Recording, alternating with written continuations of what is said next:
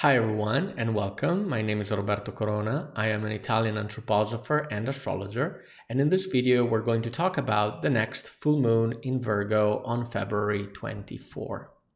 Now, as you can see from this picture, with this moon we officially entered Pisces. Pisces is the last third of the winter season, and it is a mutable sign, and this means that it already features some of the characteristics typical of spring. Now let's talk first about the last changes in the sky. Now we said that on February 13, Mars entered Aquarius here, and the following day, Valentine's Day, it conjoined Pluto. And on February 16, Venus followed, entering Aquarius, and on the 22nd conjoined Mars. And you can see here this triple conjunction, which this chart still features, even though it is now separating. Now, the following day, on February 23rd, the Sun entered Pisces, starting this third of winter. Of course, this is a full moon, and this means that we reached the peak of the manifestation process, the etheric forces descending down and created with these new energies. So we have reached this peak, and this means that now it is a moment of retrospect, of reviewing the past, shedding light in the darkness. And so this full moon represents a good moment for also awareness, revelations, but also a liberation, a release process, a purification process as we move towards the new.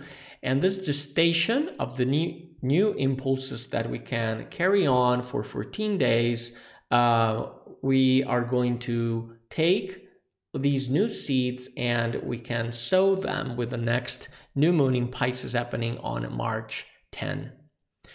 Now, the full moon is here at 5 degrees Virgo and 23 minutes in the starry image of the Lion. This constellation is the Lion. As you can see, the moon is shining at the center of this constellation. And the Sun, of course, being a full moon, is here in the opposite sign of Pisces, so at 5 degrees and 23 Pisces. Now, the Sun is in a wide conjunction with the star Fomalhaut, located at 4 Pisces and 11 minutes.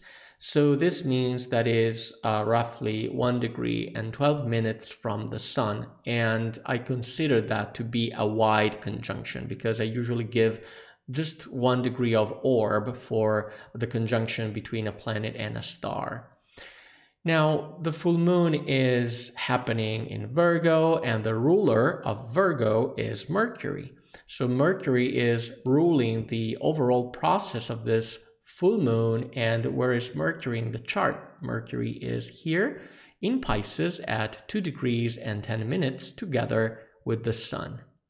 Now, as you can see, mainly this chart is involving the Virgo and Pisces axis, which is all about really helping people, helping others. And we're going to see what this means later on. Also note that the moon is a sort of focal point in the chart because it is balancing out all the other planets.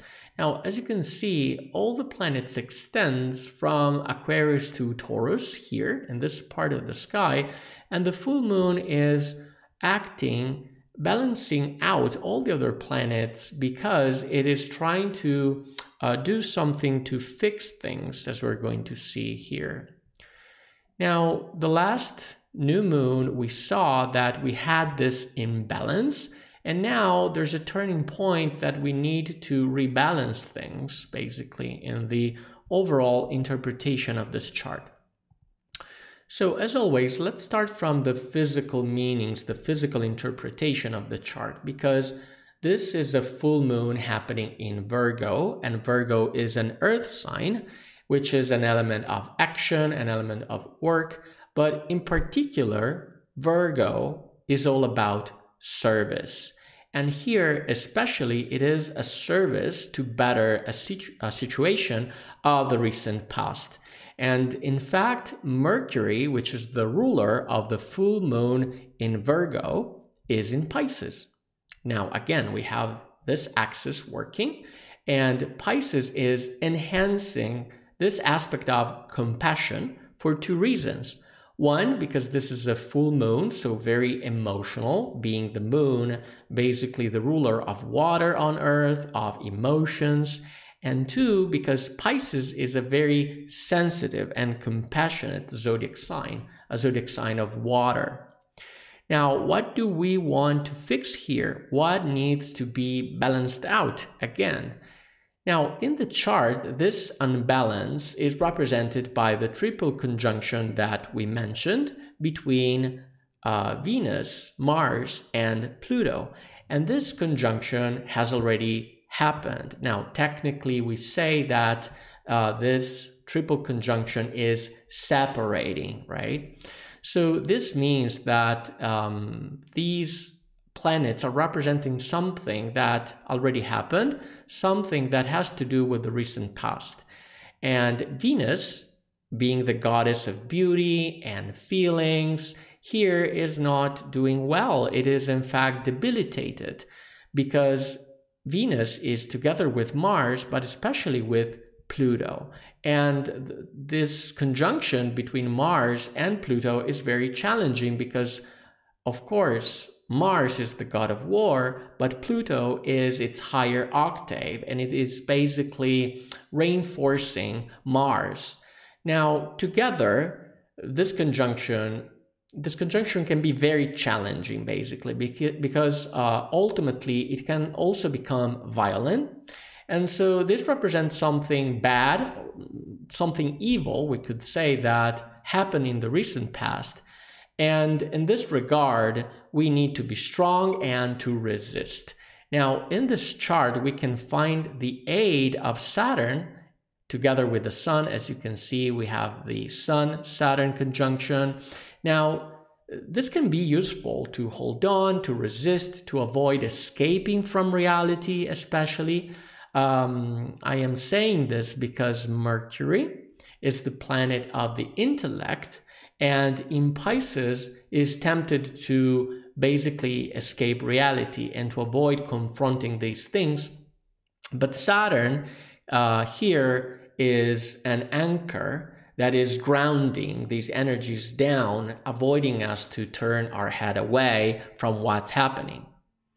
Now, the question here would be, how can I fix this, basically? This is a favorable time to retrace our steps and to fix it. Now, in terms of the soul, Virgo not only places herself at service, but she also wants to feel useful. She wants to right the wrongs. And in fact, what happened here? The will, represented by Mars, has basically crossed the line, and inner shadows, represented by Pluto, which is the mouth of hell, had emerged, messing up, basically. And this destabilization is represented here by the square with Jupiter in Taurus. Now we have our triple conjunction here, Mars together with Pluto, and this red line is a square to Jupiter in Taurus.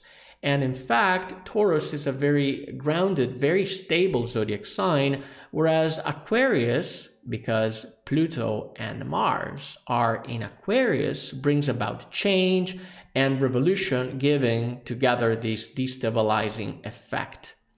Now, this is a full moon, and this means that we can take advantage of it to do a retrospective, especially because Virgo can't stand mistakes.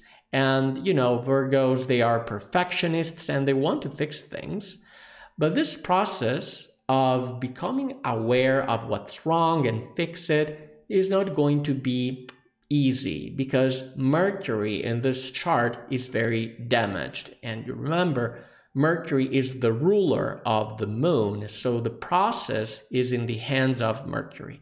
Mercury is not doing great. It is combusted by the sun, so you can imagine the sun literally burning Mercury, so the mind is not working very well, especially because Mercury is in Pisces, that is the placement of its exile and fall.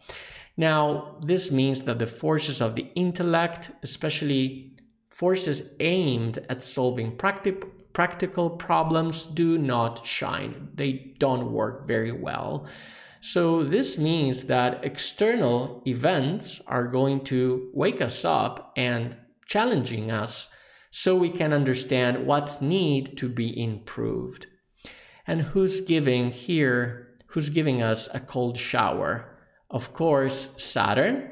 And because this is what Saturn in Pisces does, it awakens us up to our basically illusions, to this dreaming state of Pisces. Saturn is denying this. So as you can see, in general, this is a full moon that gets there too late in a sense, and so we need to fix things that already happened. Now, from a spiritual perspective, I have to say that we have beautiful images here because the full moon shines in the starry image of the lion here. And in astrosophy specifically, this constellation is connected to the development of the forces of the heart. So literally we have the Virgin, which is placing herself at the service of others, inspired by the spiritual forces lying beyond it, beyond the sign, right? We have the starry night with the constellation, and this constellation brings forces of brotherhood. They are forces of the heart, forces of human warmth as well. And on top of that, the constellation of Leo is connected to the spiritual hierarchy of the angels. And this means that this practical and reparative intervention of ours can potentially connect to them, to these forces, working together with the sphere of the angels, becoming a vehicle, so to speak, for their work of aid, support, guidance, and protection. You can think of the Holy Guardian Angel as well. Now, the star Fomalhaut, which is in a broad conjunction with the sun, goes in this direction too. The star is here aligned with the sun. Now, if you remember, we already saw it with the new moon in Capricorn of January 11. It is a star that has the natures of Mercury and Venus, and in a modern sense, we could say of Neptune, because it confirms idealism and a spiritual impulse, so very Neptunian, right? Now, in this regard, the conjunction of the sun with Mercury in Pisces perfectly reflects the power of the star in the chart, and this is for two reasons, really. One, because the star has the natures of Mercury and Venus, and the sun sitting on Fomalhaut is in conjunction with Mercury, basically reinforcing this nature. And on top of that, Mercury is in a sign that finds the exaltation of Venus, because we know that Venus in Pisces would be in exaltation, and Pisces always comes with this Venusian nature, especially through art. And Pisces is also ruled by Neptune, if we take the modern rulers, right? So again, you can see here the strong connection with the nature of the star reflected by the chart, but on a planetary level. And we can also find the angelic connection with the star, because Fomalhaut is the star of Archangel Gabriel, and Gabriel is the archangel of the moon, which from the point of view of the heavens is basically the sphere of the angels. Now, you can picture the spiritual world as structured in heavens like an onion, really, and the first layer surrounding the earth is the heaven of the moon, where the angels basically are dwelling. Now, as you can see, in a spiritual sense, we find here a pattern pointing at the help that we can get from the spiritual world, aligning our good intentions with these spiritual beings. And so I think this is a very beautiful image that can inspire us. As always, thanks for watching. If you want to support my work, please like this video, subscribe to the channel, and turn on the notification bell not to miss out on future astrological insights. I am Roberto Corona. See you in the next video.